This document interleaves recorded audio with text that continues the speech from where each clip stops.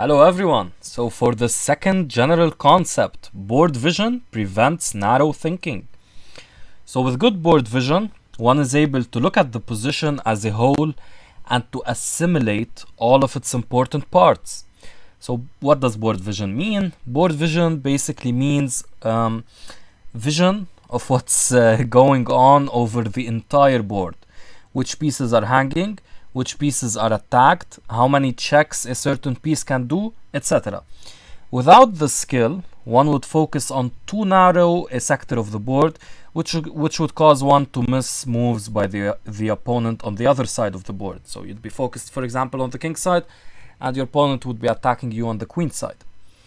As was mentioned previously, the skill is related to analysis, visualization, and evaluation.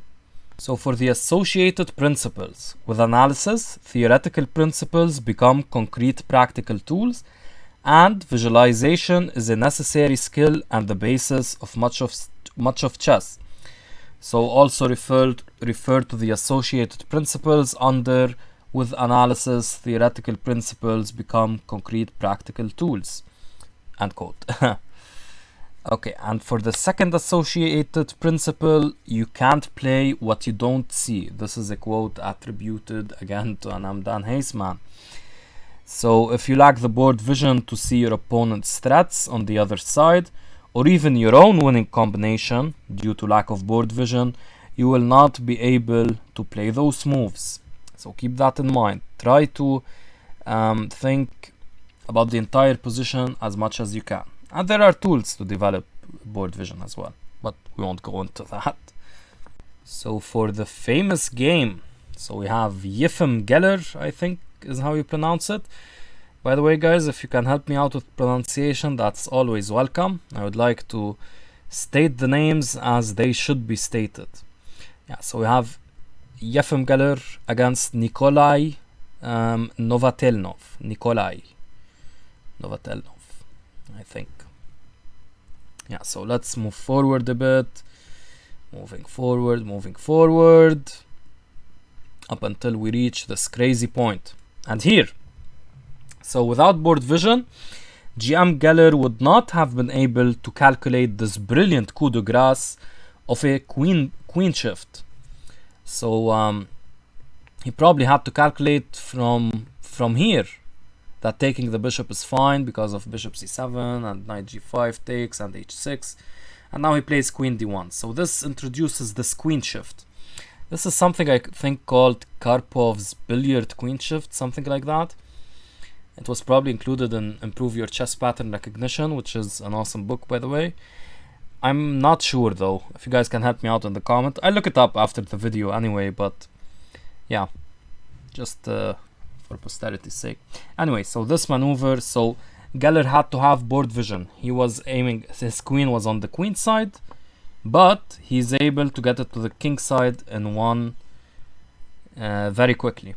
So yeah, this is what happens, and the engine doesn't really approve of this piece sacrifice, but I mean, if FM Geller won against his very strong opponent in such crushing fashion with this piece sacrifice, there must be something to it, right?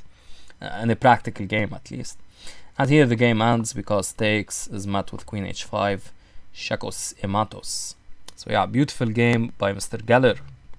Alright, so for the other example section, so Daniil Linchevsky here, he really produced a game of tremendous beauty, I think.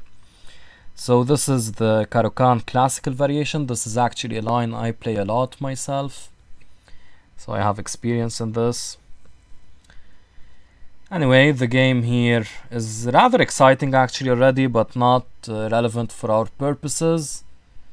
And soon enough we're going to see a certain position. Now this is the position.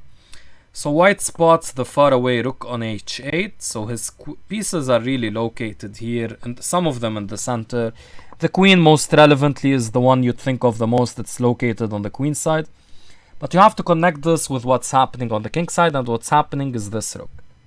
So he plays queen a8 check, king c7 is the only move, rook check, queen takes d7, and now he takes the faraway rook. I should note just one interesting variation for you guys who are wondering. Takes here does not work because takes, and now f2 and the pawn cannot be stopped. If you play queen h1, knight takes g3. Sorry, I forgot to include that, and it's GG, yo. So you have to take on h8, and still there's still some board vision to be exercised. So he plays, so he sees that his queen from here, it will check and come back here. Beautiful display of board vision. So GM Linchevsky, one of the most beautiful games actually I've ever seen. So he plays queen h5 check, king b6, and soon enough he will pick up the knight. First he picks up the pawn, and soon enough he will pick up the knight and win the game. So yeah, brilliant display. And yeah, this really shows you how important having board vision on the entire sectors of the board is very, very important. There's a coordinates trainer on Lichess which can help your board vision out. There are also many board vision exercises you can find online. It's not the purpose of this book to improve your board vision, but since this is a video about board vision, I thought I'd mention it. Anyway guys, I hope you liked this video and take care.